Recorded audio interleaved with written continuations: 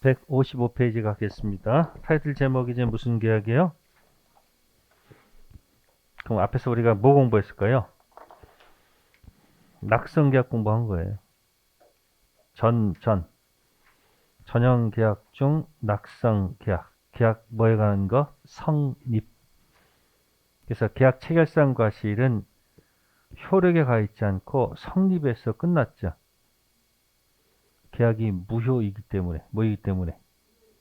성립을 한 겁니다. 아시겠어요? 자, 그럼 쌍무계약 들어가면 갑의 채권은 을의 채무고 을의 채권은 갑의 채무가 되죠.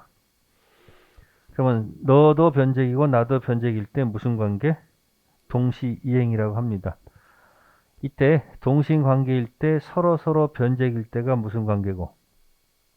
동시행 관계고 한쪽은 변제이고 한쪽은 변제이 아닐 때도 있죠. 무슨 관계 아니다? 그때 쓰는 용어가 뭘까? 한쪽은 변제기고 한쪽은 변제기가 아니야. 동시행 관계 아니죠. 그때 변제기에 있는 사람을 제목 선이행 의무자고 변제기에 있지 않은 사람을 후이행 의무자. 어느 때까 어느 때. 이때 이제 중도금하고 잔금을 기억하면 항변권이 풀려. 중도금 줄 때는 매도인은 변제기 아니고 매수인만 변제기죠. 잔금 줄 때는 매도인도 서류주는 변제기고 매수인도 잔금주는 변제기죠. 무슨 관계? 동생관계일 때 틀어틀 당시 항변권이죠. 자, 항변권에 붙였을 말이 뭘까? 동시 이행 항변권 할 때 항변권에다 붙여먹을 말이 뭘까? 항변권 가장 중요한 거. 항변권의 가장 중요한 거. 아까 청락 승낙의 가장 중요한 것은 대화자 승낙은 바로바로 도달이고 격지자는 발성 그게 포인트고 항변권 들어와서 가장 잊어먹지 말할 제일 첫 번째가 뭐다? 항변권. 항변권. 기억 안 나요? 그 자체, 이행, 지체, 책임 면제. 이게 제일 중요한 얘기야. 항변할 때 떠오르는 단어가 뭐다?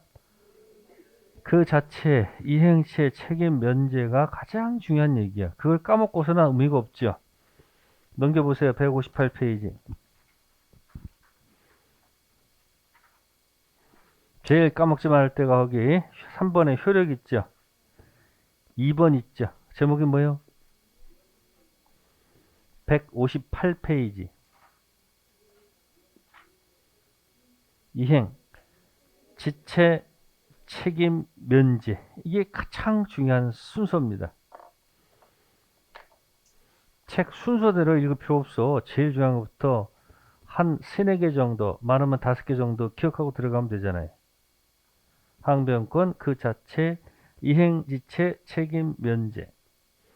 주장해야 이행지체, 책임, 면제받을까요? 그 자체일까요? 기억하세요. 소송 전입니다. 뭐 하기 전? 소송 전 항변권 있으면 뭐 하지 않아도 주장하지 않아도 그 자체로 이행, 지체, 책임 면제받죠. 이랬어요? 당사자끼리 한 얘기예요. 그래서 특히 돈 문제 같은 경우는 지연이자가 안 붙습니다. 뭐가 묻는다? 지연이자가 안 붙습니다. 근데 이제 계약이 끝났는데 주인이 보증금을 안 줘. 그럼 임차인도 뭐 주지 않을까?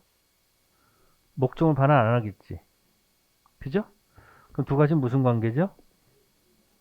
동생 관계죠. 무슨 관계? 근데 주인이 법원에다가 소임을 반환 청구 소송 제기한 거예요. 소임을 반환 청구 소송. 그럼 이쪽은 뭐 할 권리가 있죠? 응? 동시이행 항변권이 있잖아. 그 항변권은 점유할 권리에 속해 안 속해? 항변권은 점유할 권리에 속합니까 안 속합니까? 또 그럼 가봐. 찾아가 봅시다. 페이지 98쪽.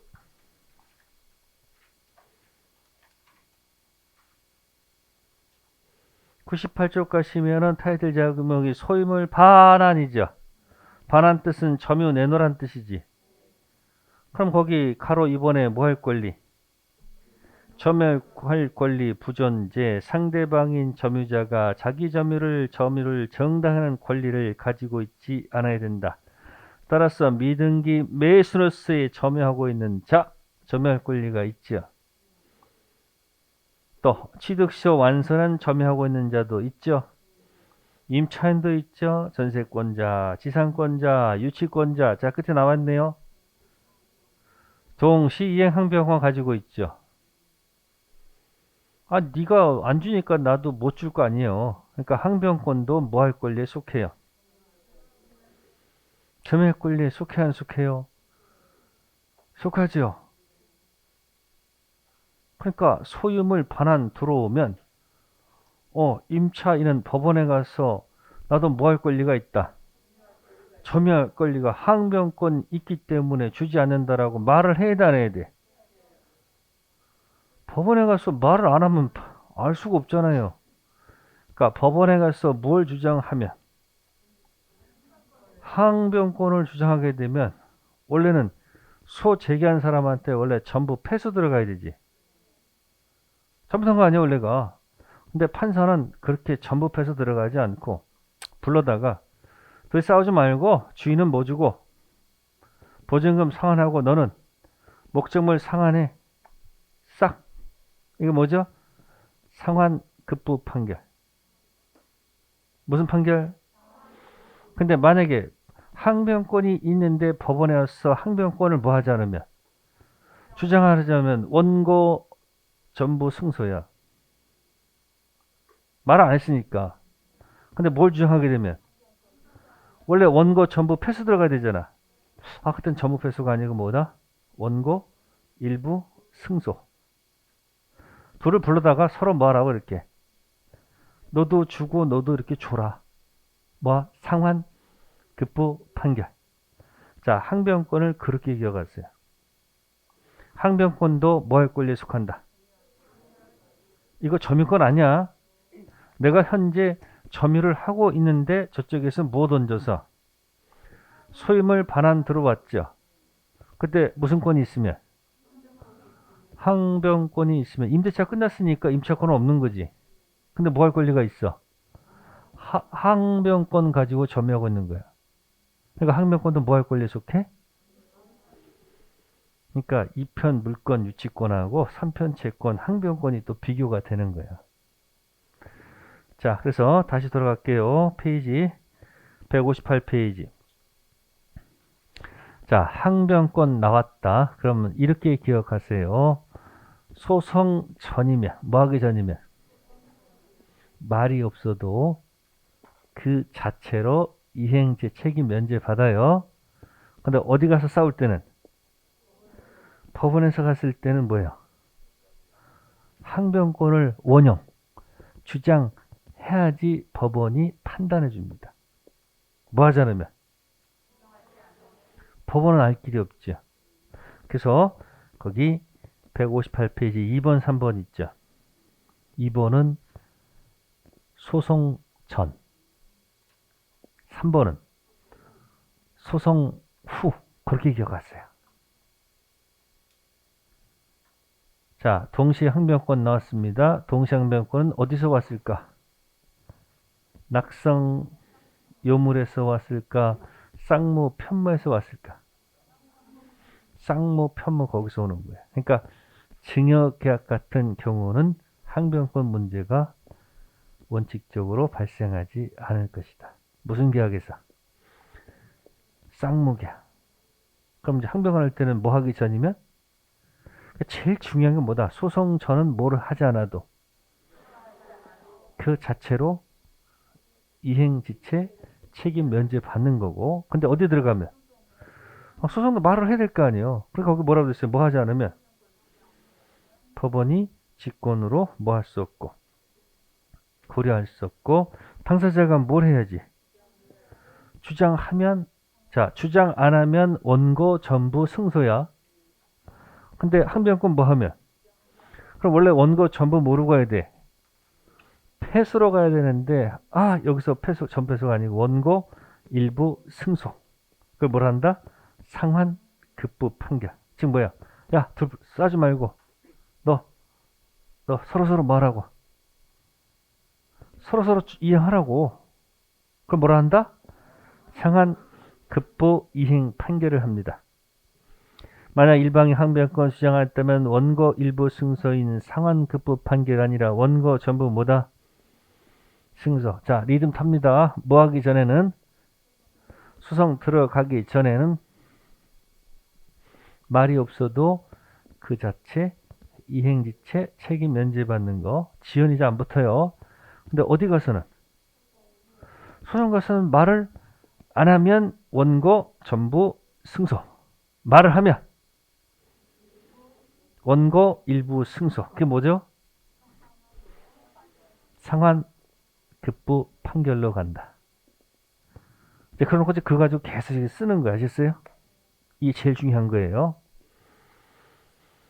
자, 가봅시다. 이제 156페이지 갈게요.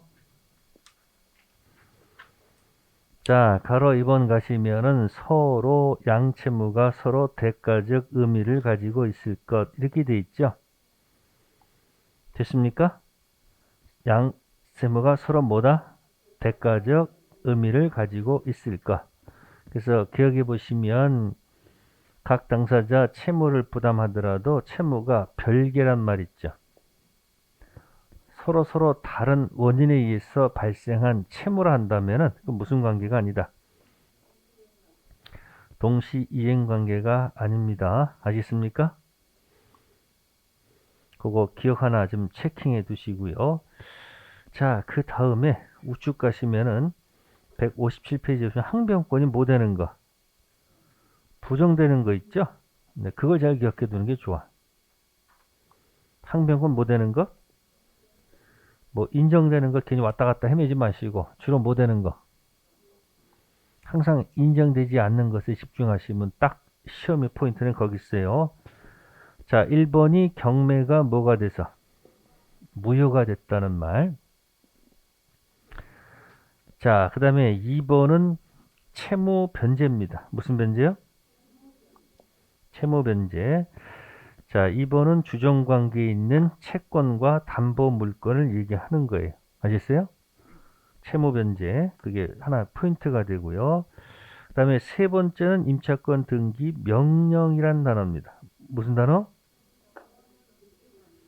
명령. 이따 설명할 거예요. 그 다음에 이제 허가 구역입니다. 무슨 구역이요? 허가. 자, 그래서 그 세 가지를 지금부터 설명할게요. 몇 가지? 이해하시는 게 좋을 것 같아서. 첫 번째, 경매가 뭐가 됐다고 그랬어요? 무효가 됐습니다. 그래서 무슨 권자가? 근저당권자가 근저당 채무자를 뭐해서? 자, 매수인 경락인에게 수익권 이전 등기 말소를 뭐하는 경우? 청구하는 경우.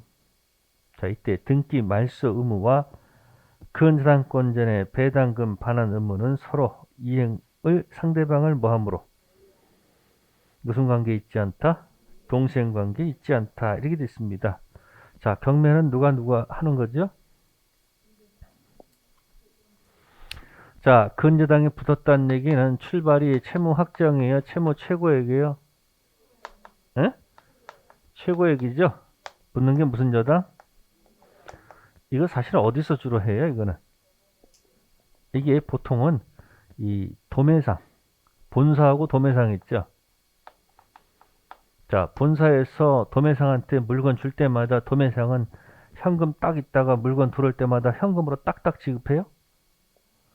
그렇게 장사 안 하죠. 물건 들어오면 일단 외상 거래를 하기 시작하죠. 그래서 외상이 쌓이면 어떻게 돼? 신용이 쌓이면 많이 외상 줄 수 있겠지. 그래서 채권자 입장에서는 외상 줄 수 있는 최고액을 결정해 놓는 거예요. 그래서 만약에 얼마다? 10억이다. 그죠? 그러면 채무 최고액을 얼마를 결정해 놓은 거예요? 대신 담보 들어오는 게 도매상은 붙은 게 무슨 저다? 그러면 처음에 채무가 확정된 게 아니죠. 얼마까지 줄 수 있다. 최고치가 10억이죠. 단 이 10억은 채권자가 배당받을 수 있는 최고치를 얘기하는 것이지 채무자가 책임지는 한도액은 아니에요. 그럼 출발해가지고 이게 거래가 시작되는 거죠. 외상거래가 시작되는 거죠. 그럼 가끔 이게 외상이 만약 2억이 됐다가 3억이 됐다가 7억이 됐다가 장사 잘 되면 뭐가 될 수도 있어요.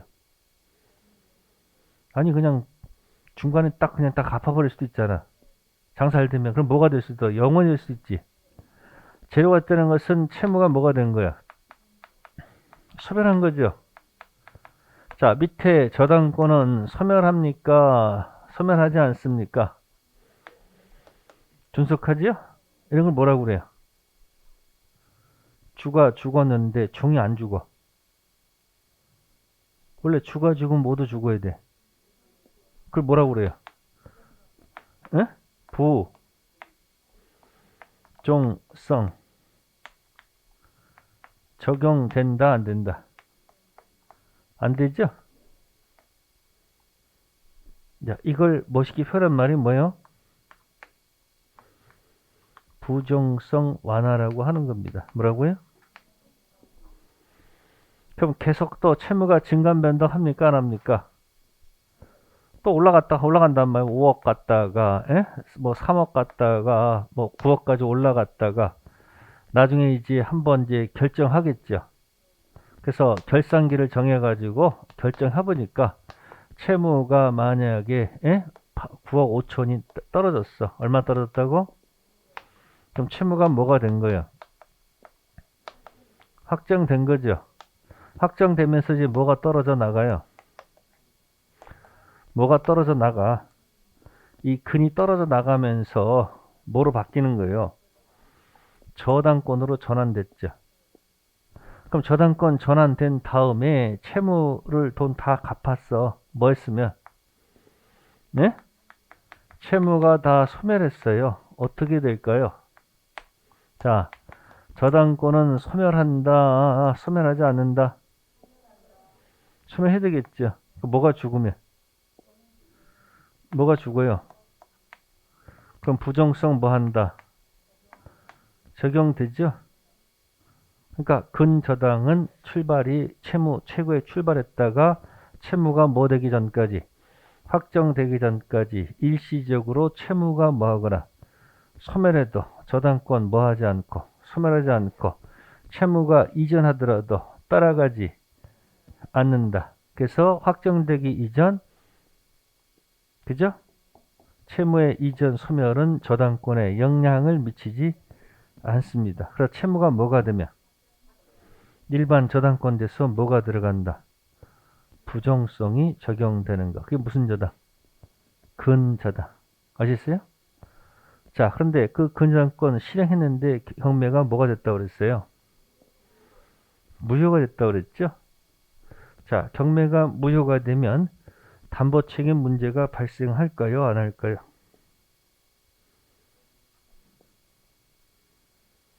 담보 책임이 발생할까 안 할까? 느낌상. 그러면 여러분들이 원 치셔가지고 원인 뭐죠? 1, 2, 3, 4 채무 불이행은 1, 2, 3번일 때는 안 나오지. 달라는 효력이 퍼펙트 유의할 때 갑의 채권 채무되는 거지. 채무를 이행해야 되는 게 뭐예요? 채무 불이행이죠. 채무를 다 이행했는데 매수인은 돈을 퍼펙트 줬는데 매도인의 권리나 물건에 뭐가 있으면 매수인은 따질 거 아니야. 내 돈은 퍼펙트한데 권리에 뭐가 있거나 물건에 문제 있으면 계속 따지자. 특히 요즘 여러분들 자동차 관련된 경우 뭐 1억 이상 주고서 외제차를 샀는데 자동차 뭐로 인해서 고소할 때 갑자기 자동차가 서버려. 아니 미쳐버리는 거 아니에요. 그럼 원래는 다른 거로 바꿔줘야 돼? 안 바꿔줘야 돼? 바꿔줘야 근데? 계속해서 고치만 쓰라는 거예요. 그러니까 미치는 거죠. 그러면 그런 경우는 권리하자일까, 물권하자일까? 물권하자겠지. 이랬어요? 그럼 담보 책임이라는 건 언제 쓰는 거야? 담보 책임을.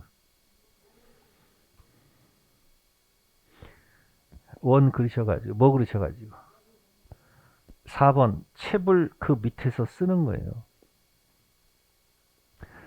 전, 양, 약, 무, 출이지. 예? 그러니까 여러분들이 양약은 성립이냐, 불성립이냐, 그것 따지는 거지. 낙성, 요물은. 그 다음에 이제 효력이 생긴다, 쌍무, 편무, 유상무상은 뭐예요? 4번을 전제로 노는 거지. 그러니까 동시행도 계약 자체는 뭐로 보는 거예요? 위로 보고서 얘기하는 거 아니에요, 지금. 그러니까 경매가 유효일 때 담보 책임 문제가 발생하겠지. 경매 자체가 문제가 없을 때 아까 물건에 하자가 있어. 경매가 뭐 문제 있는 거 아니잖아요. 경락을 받았는데 면적이 부족해요. 권리하자, 물건하자. 아까 봤었잖아. 책 봤잖아. 그럼 면적 부족하면 어떻게 돼가서? 당연히 대금 감액 들어가야 될 거 아니에요. 그럼 경매가 유효야, 무효야? 유효를 전제한 거 아닙니까? 근데 경매가 만약에 뭐라면? 무슨 문제는 없어. 담보 책임 문제는 없는 거야. 아시겠어요? 그럼 무효가 되면 다 원위치 시켜야 될 거 아니에요. 그러니까 경매는 누구한테 하는 거야? 경매는 누가?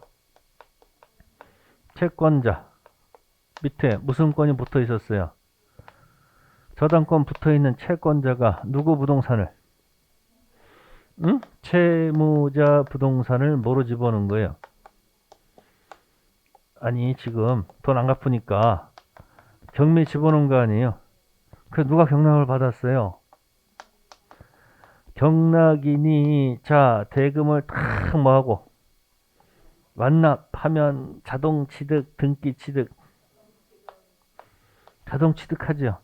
그 다음에 등기 치겠지. 아 그런데 이 경매가 뭐라고요? 무효래요. 그러니까 뭐가 아니고 이거 아니고 2번이라는 얘기 아니에요. 그럼 어떻게 다 돌려놔야지 뭐 더 원위치. 그럼 어떻게 원위치 해야 돼요? 경락인은 등기를 쳤잖아요. 그럼 등기 누구한테 지어줘야 돼? 아니 경락인이 등기를 쳤잖아요. 등기 누구한테 말소를 해줘야 돼? 여기 채무자한테 해야 될 거 아니에요. 그럼 아마도 여기 채권자 저당권 갖고 있는 사람은 무슨 변제가 있었으니까 여기 들어와서 돈 배당 받아갔겠지. 그럼 배당 받아간 저당권자는 누구한테 돈을 뱉어내야 될까요? 채무자한테 뱉어내야 돼요? 경락인한테 뱉어내야 돼요? 얘한테 돈 뱉어내야 될 거 아니에요? 그럼 사람이 다르네. 말소 의무는 누구한테? 돈 가져간 건 누구한테? 사람 다르죠? 그래 동생관계 있지 않다. 그 얘기예요. 미우지 마시고요. 웬만하면 뭐 하세요 이거는? 그러니까 경매가 무효일 때는 무슨 책임 안 된다. 매도인의 무슨 책임? 담보 책임은 안 되고 다 원위치 시켜야 되겠지. 그럼 어떻게 시켜야 돼요? 등기 말소 의무는 누구한테 해야 되고 말소 의무는 누구한테? 경락인이 채무자한테 말소해야 되고요. 근저당권제 배당금 반환 의무는 누구한테 해야 돼요? 경락인한테 해야 되겠죠?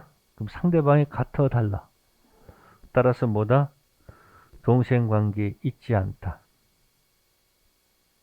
됐죠? 두 번째, 채무담보 목적으로 격려된 채권자 명의의 소유권 이전 등기나 청구권 보존 가등기 말소를 구하려면 먼저 채무를 뭐해야 되고 피담보 채무 변제와 교환적으로 말소를 구할 수는 없다. 2번은요. 이미 앞에서 설명한 적이 있었죠. 뭐가 있었을까? 채권이 있었어. 부동산을 담보로 집어넣는 게 뭐였더라? 물권법에서 채권이 부동산 담보 집어넣는 게 뭐였더라?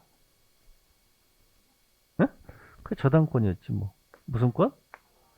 그 저당권이었죠. 저당권 반드시 등기사항이죠. 왜 등기사항? 왜 등기사항?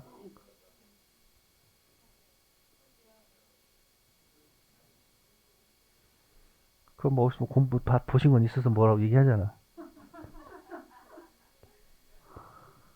저당권 갖고 있는 은행은 네? 8번은 있어도 1번이 없기 때문에 그렇습니다. 1번이 뭐예요? 그 목적 부동산 담보는 갖고 있는데 가서 부동산 뭐 하진 않아요. 점유는 하지 않잖아요. 점유하니까 거기서 나오는 천연과실, 법정과실은 채권자, 저당권자 거, 설정자 거. 설정자 거지. 뭐 하지 않으니까?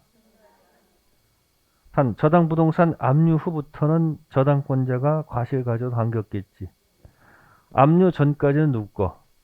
설정자 거. 압류 후는 누구 거? 이건 암기사항 아니야. 다 이해사항이야. 또 점유를 하지 않으니까 반출, 수목, 반환은 안 되지. 벌채 중지는 가능하겠지. 반환 안 돼. 반환. 됐죠? 그러면 등기하는 이유가 뭐예요? 뭐 하지 않으니까. 그래서 하는 거예요.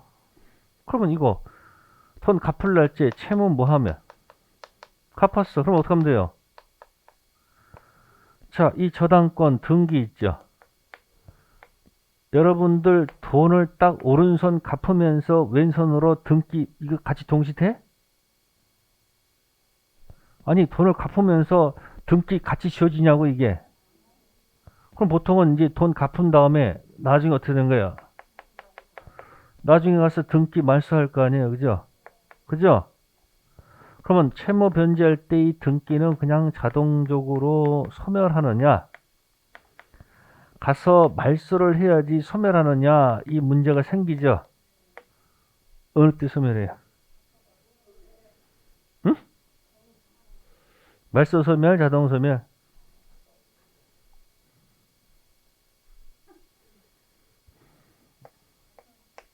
자동 소멸이지.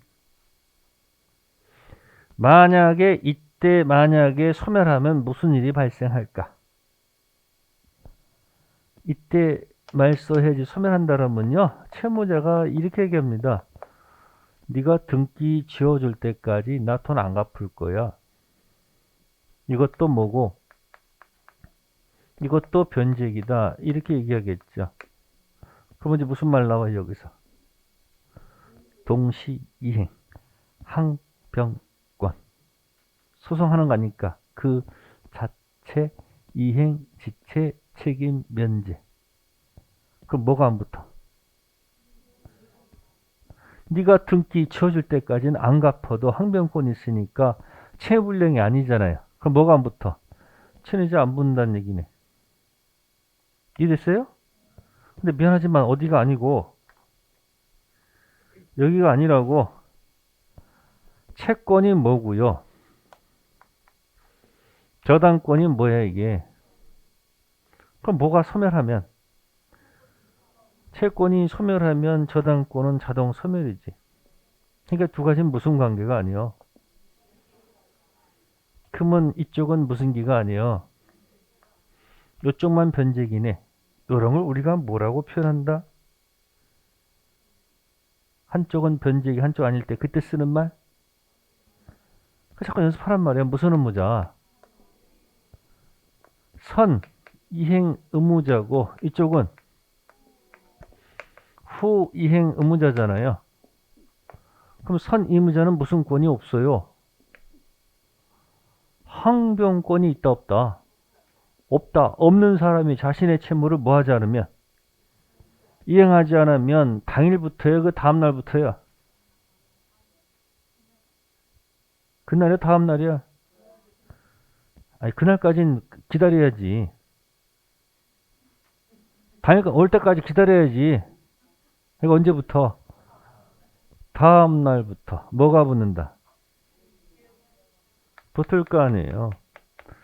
그 시연이자가 막 해가지고 그냥 해가지고 3년이 지났어. 몇 년? 3년 지난 다음에 저당권 실행하게 되면 후순위 권리도 있을 거 아니에요. 그러니까 요렇게 요거 기억나요?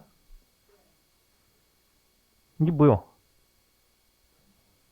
저당권 피담보 채권 범위 있잖아요. 그러니까 여러분들이 집에 가서 제가 뭘 탁 던지면 저 사람이 뭘 주장하는지를 잘 보란 말이야. 그러면 아 저거라도 기억하자. 가끔 보면요. 같은 회사에서도요. 뭘 지시하는데 봤던 사람이 서로 다르게 이해하고 있어. 그럼 누구 잘못이야? 제가 이렇게 그건 지시 내린 사람이 잘못하고 있는 거야. 왜? 그 사람 이해하게끔 그 사람 맞춰서 말을 해야 돼, 안 해야 돼? 못 알아듣는 계속하면 또 모른다 할 수 없으니까 그냥 아는 척 하다 뭐 하는 거야 또. 난 난리가 나잖아. 그러니까 정확한 지식을 가지고 말할 때도 이 사람이 알아들 수 있는지 확인해야 돼, 안 해야 돼? 그래서 여러분들이 정확하게 말을 해야 되고 정확히 뭐 이해를 해야 돼. 여기 뭐라고요? 피담보 채권. 첫 번째 뭐예요? 원버. 두 번째. 세 번째. 그 다음 이게 체불 손배 지연이자 몇 년분 실행비용 이렇게 들어가 있죠. 1년분에 하나죠. 실행 포함되어 있지. 그 얘기하면 되잖아요. 이렇게. 지연이자 몇 년분이에요. 그러니까 이 두 가지는 무슨 관계가 아니고 돈 갚는 게 뭐다? 선이행 의무다. 그런 얘기야. 근데 채권자가 저기 똑같은 방식인데 채권자가 야 우리는 그 필요 없어. 저게 아니고 우리는 가등기로 하자. 뭐로 하자? 가등기 담보로 집어넣었어요. 이것도 등기사항이죠. 등기. 예? 똑같아. 그럼 이거 똑같이 채무변제와 이 다등기 담보 말소는 무슨 관계가 아니야? 뭐 갚는 게 선의무? 돈 갚는 거. 또 아예 그냥 소유권을 많이 넘겨주는 양도담보라는 것이 있어. 무슨 담보? 그래서 여기 2번은 양도담보와 가등기 담보를 얘기하는 거예요. 무슨 담보? 채권, 부동산 담보가 저당권이고 채권, 양도, 담보, 채권, 가등기, 담보 이 됐어요? 그때는 뭐 갚는 게 선이행 의무? 채무 변제가 뭐다? 선이행 채무다 그런 얘기예요. 2번은 제목이 부종성이에요. 무슨 성? 부종성. 무슨 성? 그러면 주된 채권과 분리해서 종된 저당권을 양도할 수 있습니까? 아니 주를 두고서 종만 독립해서 양도할 수 있냐고. 안 되겠지. 그런 질문은 당연한 거예요. 무슨 성? 주종 관계 있으니까. 자, 2번은 부정성입니다. 무슨 성?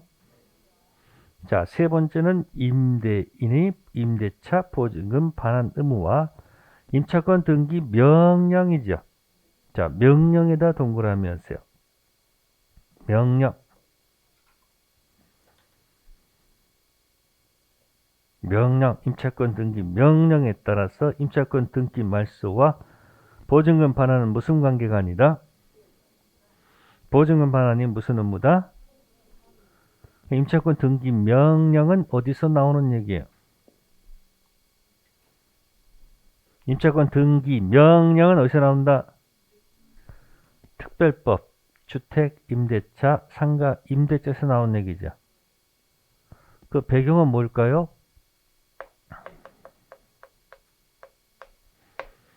자, 계약 종료가 된 겁니다. 뭐가 됐다? 주인이 뭘 안 줘요? 응? 보증금은 안 주네. 을이 좀 여유가 좀 있습니다. 뭐가 있다? 여유가 있으니까 어떻게 할까? 여유가 있을 때 그냥 여기서 이사를 가는 순간 큰일 납니다. 이사 가는 순간 점유를 상실했죠. 주인법은 현재 점유를 하고 있어야지 보호를 해주지. 그러니까 상실하면 안 되니까 이사 가기 전에 이때 쓰는 제목이 뭐예요? 임차권 무슨 명령? 등기 명령이란 제도가 있습니다. 명령. 명령에 따라서 자, 임차권 등기 명령을 신청하고 이사 가면 이것도 안 됩니다. 아셨어요? 기재해놓고 뭐 해놓고 기재해놓고 이사를 간 겁니다. 뭐 했다고? 자, 기재하는 순간 기존의 대항력 확정일자는 그대로 유지가 되겠죠. 자, 이사 간 다음에 이제 주인한테 가서 이제 뭐 달라고 하면 갑이 뭐라고 떠들어요? 응? 보, 증, 금. 자기 입장은 보증금 반환과 네가 이 등기 말소를 해줄 거 아니냐 이렇게 주장할 거 아니에요. 누구의 주장? 이 두 가지가 무슨 관계다? 에? 변제기 무슨 관계다? 동생 관계다. 누구의 주장? 갑의 주장. 이 주장은 틀렸다는 얘기예요. 왜 틀렸을까? 왜 틀렸을까?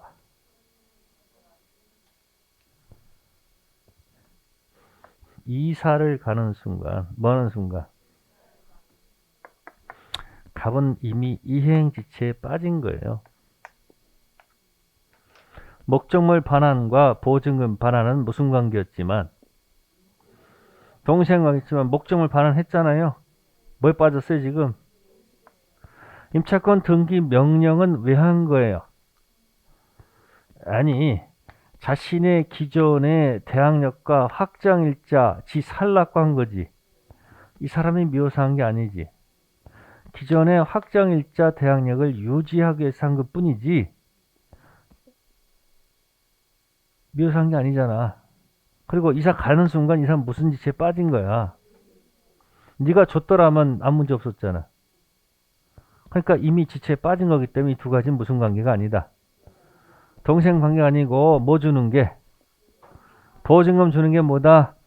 선이행 의무다 그런 얘기야. 그러니까 이사 가는 순간부터 여기 이 사람 보증금 안 주는 건 이행 지체니까 지연이자가 붙고 있는 거 아니에요. 이해됐어요? 3번 이해사항입니다. 거기 1번, 2번, 3번 이해사항이에요. 자, 네 번째는 허가구역이죠. 허가구역에서 허가 신청 절차 협력 의무 이행과 대금 지급은 무슨 관계가 아니다. 이건 또 왜 그렇습니까? 허가구역 하면 여기다 어떻게 그려? 허가구역은 여기다 또 원 그려야죠. 허가구역은 출발이 어디다? 1번이 뭐예요 근데? 근데 뭐가 불확정무예요? 아니 뭐가 불확정무효냐고. 그래요. 무슨 효력이요? 매매 효력이 일단 있다는 거예요 없다는 거예요? 없다는 얘기지. 근데 완전 없는 건 아니지. 허가 되면 4번 효력이 있는 거고 허가 안 떨어지면 확정 무효가 되는 거지. 그럼 뭐 받기 전에는 허가 신청 불확정 무효죠. 그러면 허가 받기 전에 중도금 준다는 약속은 효력이 있는 거예요 없는 거예요? 허가 받기 이전 중도금 준다고 계약서에 써봐야 그건 인간적인 약속일 뿐이지 매매 효력은 있는 거예요 없는 거예요? 없죠. 채무불이행 이다 아니다? 아니죠. 언제부터 시작돼요 채무는? 허가된 다음에 시작되는 거 아니에요. 그러니까 뭐 되기 전까지는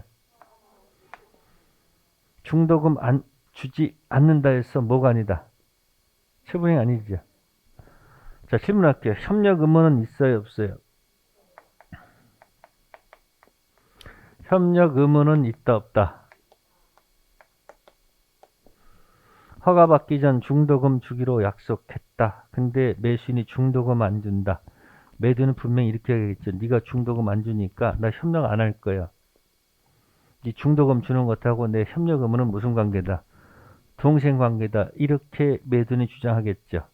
그 주장은 안 됩니다. 법적으로는 중도금은 효력이 없죠. 그러면 없는 것하고 있는 게 무슨 관계는 아니야. 다시 읽어봐야 해서. 토지 거래 허가 구역에서 허가 신청 협력 의무 이행은 있어요, 없어요? 있죠. 대금 지급은 허가받기 전 효력이 없죠. 있는 거 없는 건 무슨 관계 아니다. 그러니까 무슨 의무가? 협력 의무가 뭐다? 먼저 이행할 의무이다. 1, 2, 3, 4 꼭 표시해놓고 완벽히 이해하세요.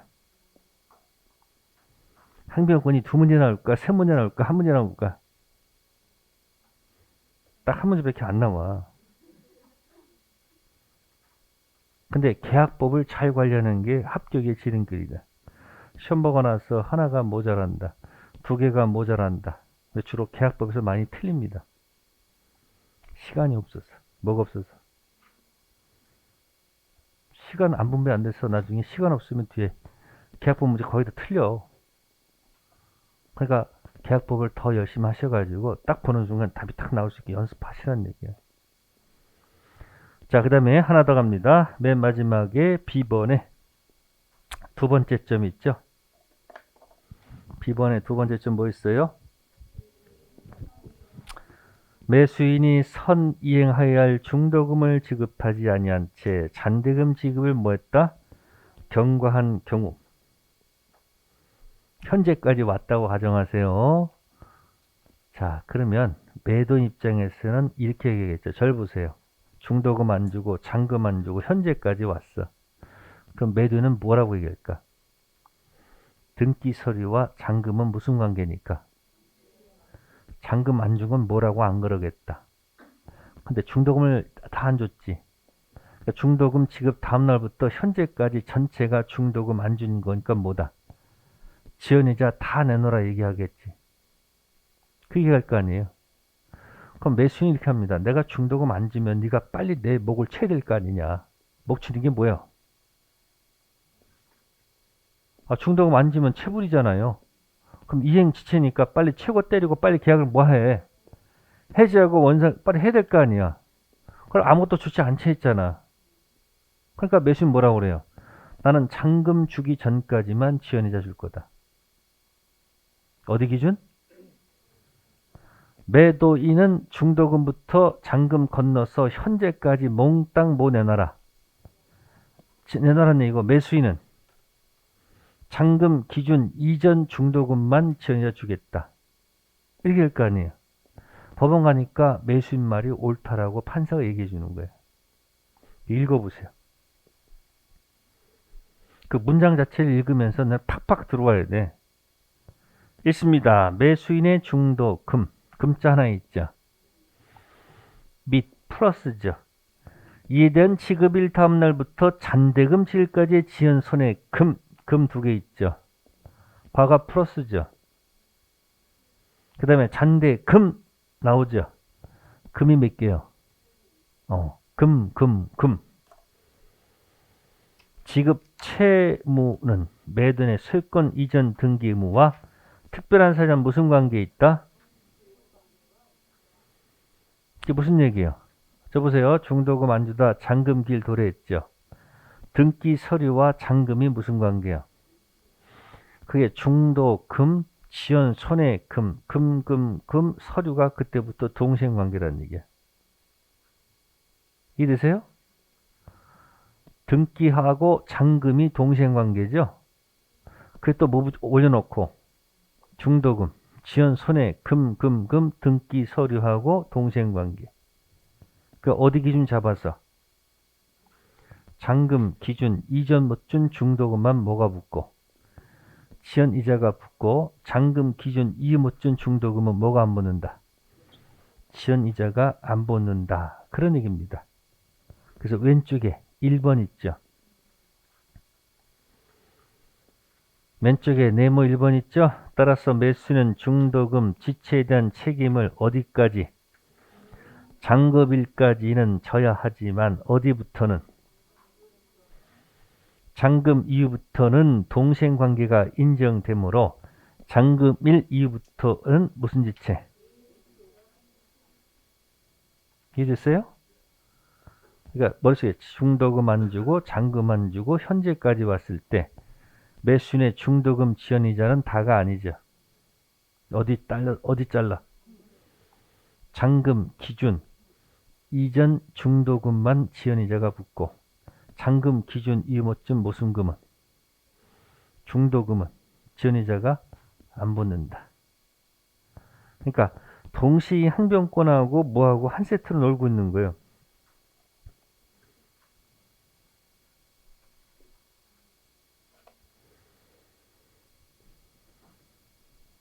이거랑 한 세트야. 쌍무계약의 동시이행 항변권은 채무 불이행의 이행지체랑 한 세트다. 이렇게 기억하셔야 돼요.